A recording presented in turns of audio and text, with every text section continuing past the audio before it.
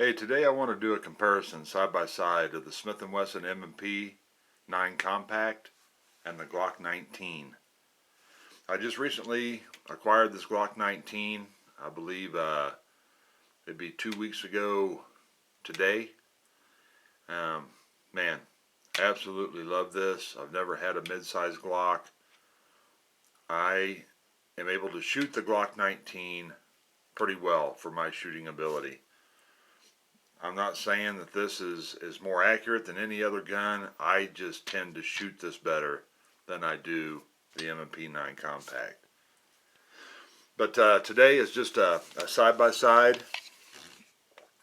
Both of these guns are cleared and safe. Nothing. Number one, in the hand, the Glock 19, the M&P 9 Compact feels a lot like a Glock 26 or 27. No pinky grab, okay? The M&P 9 comes with a flat base and a pinky extension, but they are both 12 round magazines. Now obviously whenever you put this one on, well, now I can get a pinky on there. It's not a full purchase, but you can still get it on there. So it feels really nice in hand. It has nice 3-dot sights on it. This particular model here has got the external thumb safeties on it, ambidextrous. These are what they consider like a 1911 style because they do stick out and they're kind of large, but that makes them, you know, real easy to manipulate. The Glock 19, I mean, who doesn't know about Glocks? Unless you're just brand new to the gun scene, the Glock line is probably the most popular handgun, pistol, semi-automatic line on the planet. I haven't done the research myself, but I hear a story be told that that Glock has like 60 to 70% of all semi-automatic handgun sales in the United States, if not the world, but I think the United States. Whenever you hold this in hand, flat base plate, you can get a full purchase on the grip. So obviously that tells you that the 9C's grip is smaller than the Glock. I shouldn't say smaller, I should say shorter. And let's see. Let me put the flat base plate in here so you can get a better idea. Try and hold these together. Tilt that up so you can kind of see the difference there. So the 9C definitely has a shorter handle, which in many cases is nicer for concealed carry, because lots of times when you conceal carry, your grip length can be an issue, printing sticking out from underneath a shirt. If you have on a heavy winter coat, usually not such a big deal, but you know, a lot of people tout, and I agree, the shorter the grip, the easier it is to conceal under a shirt, coat, whatever. Let's see, I had out my calipers here, getting totally nerdified, but if I was looking at a video, this is the kind of information I'd want. The Glock measured at the slide release here, there, across there is like 1.18 inches. Just the slide itself, no polymer, just the slide itself across the top was 1.02.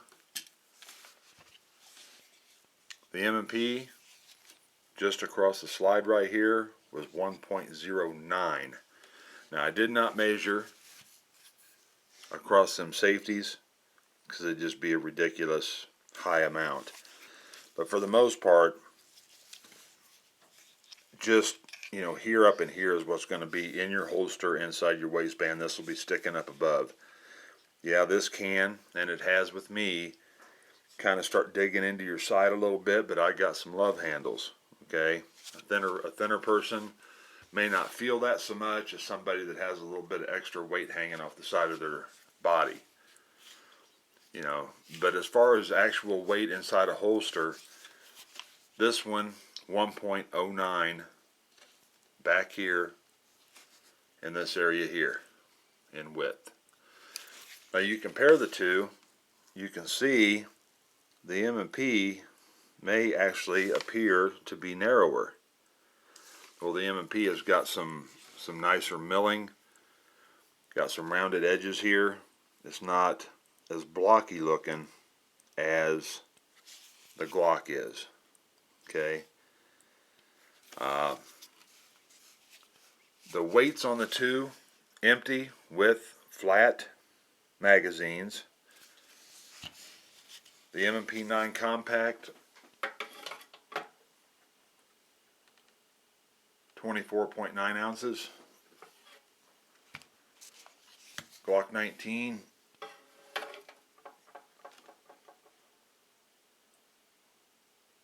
23.4 ounces. So even though the Glock is just a hair bit bigger, physical size wise, it's just a hair lighter. Not a hell of a lot of difference, but it is lighter. Barrel length. I'm going to try and line up across here on the two.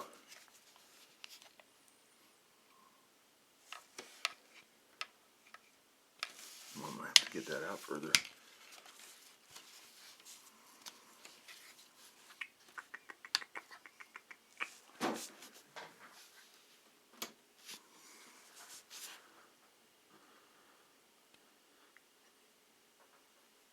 You can see that the M&P barrel is a little shorter than that of the Glock.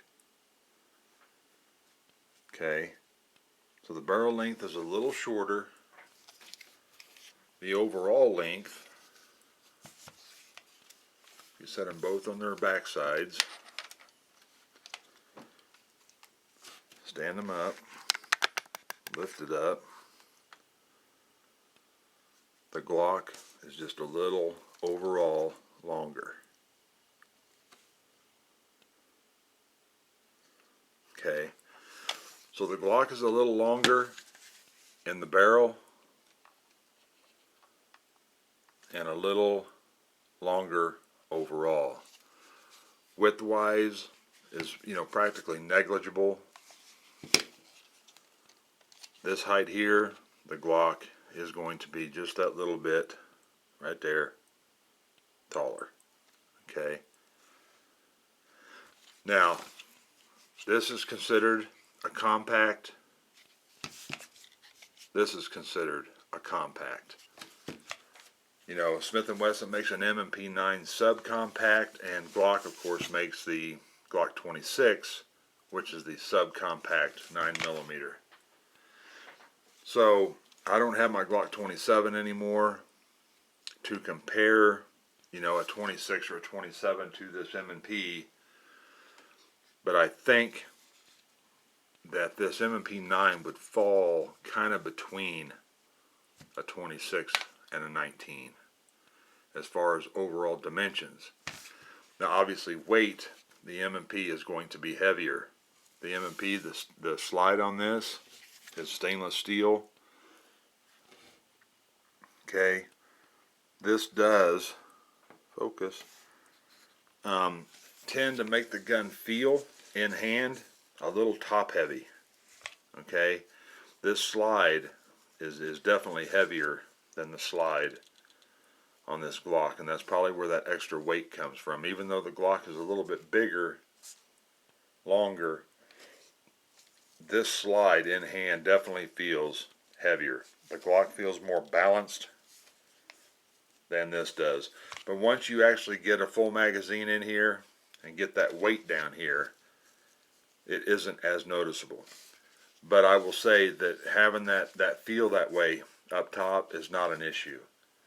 If anything, it probably helps it with felt recoil because the slide is heavier. Let me see here. The trigger on the 2, got your take up, and then it just breaks. Whoops. Oh, it's got a magazine. No, this one don't.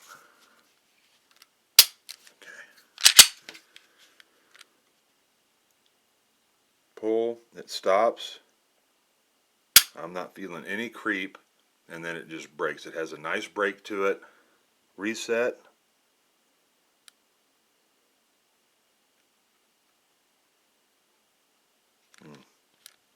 Oh, I can't do that. Sorry about that. Right there. You kind of feel something right there? Well, that ain't it. Right there. Not a real loud audible click, but if you're listening, you can hear it. Glock trigger.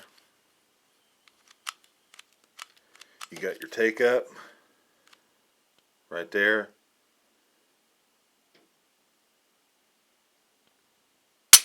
Pull, and it breaks. I said this in my initial video. Right there's reset. Very short reset on the Glock. Very audible too. The trigger on this particular Glock, I mean, this is my 4th Glock that I've ever owned, and I think this one here, for whatever reason, has got the best trigger of any of them I've ever had. I still have a Glock 22, and the trigger on that I think is the worst trigger that I've ever had on a Glock. So, go figure. But the trigger pull on both feel really good. It feels really nice on this M&P. Very crisp. And it's not super heavy by no means. Not super heavy by no means. And I'm setting myself up for failure here, but let's see how it's out. We'll just do 1 or 2 trigger pulls on each one. And see what they measure. Try and keep the scale kind of in the center of the trigger.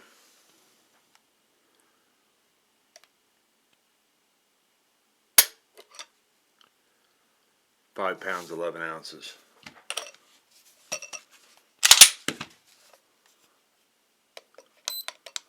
The Glock.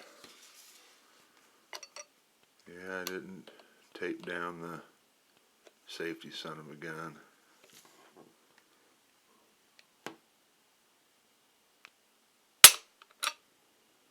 £7, 3.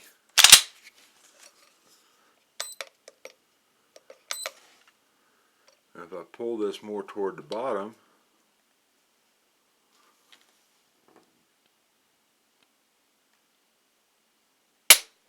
.66. Okay. So the trigger on the 2 are really good. I don't have a problem or an issue with either one of them at all.